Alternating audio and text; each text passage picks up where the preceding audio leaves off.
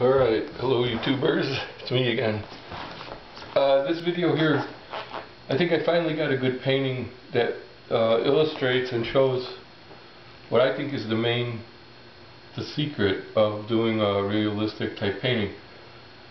They always talk about focal point in paintings, but I think actually focal point isn't as correct as maybe focus point.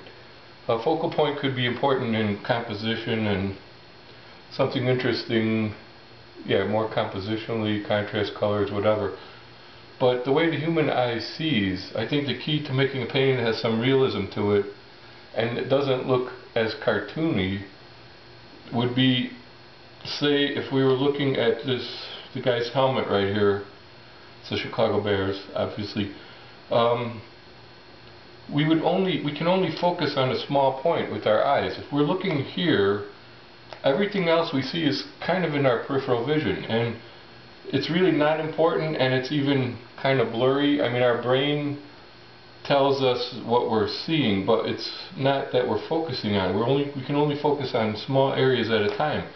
So if we would look over at the hand, everything else around that would be blurry, out of focus, softer focus, and just suggested.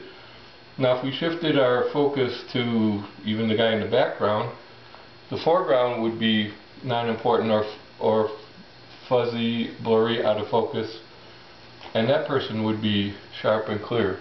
So I think more of the focal point or focus point is where the artist was intending the viewer to look while he was doing the painting.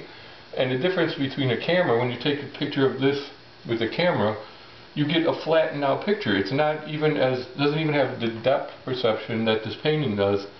This painting actually enhances and looks more 3D than the photo I painted it from, because the camera sees like all these people in this plane are in focus, everything else is out of focus. But the way we see it, we only see just the small part we're looking at, maybe around here, in focus, and even these guys are out of focus, and the background people are even more out of focus and more just in our peripheral vision. So I mean, our brain tells us it's a stadium by experience and just colors, values, whatever else. But it's not important to really paint any detail in any of those parts, because you could try it and do the experiment yourself. Any place you look, you can only see just a small circle, whether it's distant or whether it's close by.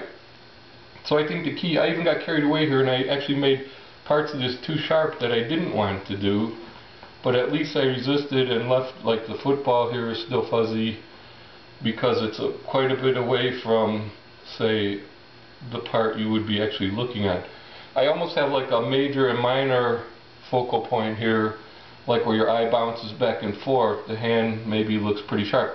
It also pulls this guy forward, makes him jump out towards you, and everybody takes their place. You could kind of see exactly where they fit in the plane distance-wise to give it a perspective, even though they're kind of relatively in a flat plane or in the same plane.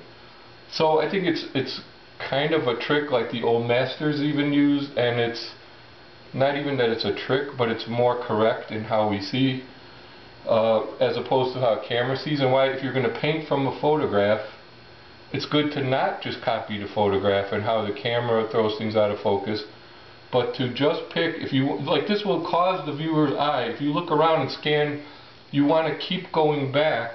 Like you'll look over here and say, okay, that's a quarterback, but you keep coming back to the main focus point, not focal point, but the focus point. And that's when you're looking at this, all these look okay, like you would really see them in life. So I think this is part of the whole entire secret of painting. If you're going to paint realistic paintings or photorealistic paintings, but I wouldn't want to call it photorealistic because you don't want to paint like a photograph.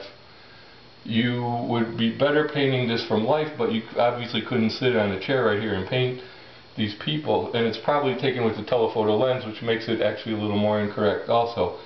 But if you get my point, you can put depth into a painting by using this technique. I think it's exciting, it's wonderful. I did this the first time, probably one of my best ones I did, And I think it proves the point to me. And now, next when I do, even if it's an abstract, you can get a focal point or focus point, keep that more in focus, and the rest of it suggest and make it less important. And just practice when you look at things how you see. Like we have more rods and cones in the center of our eye. You know, we need it for detail work, but then we see peripherally so we don't bump into a tree as we're walking or whatever. But we need the fine focus to, you know, do an operation or some fine intricate work. So I think that's what it is. And it becomes like a matter of edges. These edges are not important. Actually, the softer focus they are, almost the better, except right where you get into that focus point or focal point. So that's my demonstration for today of a fairly realistic type painting with some 3D depth to it. So good luck, take it easy.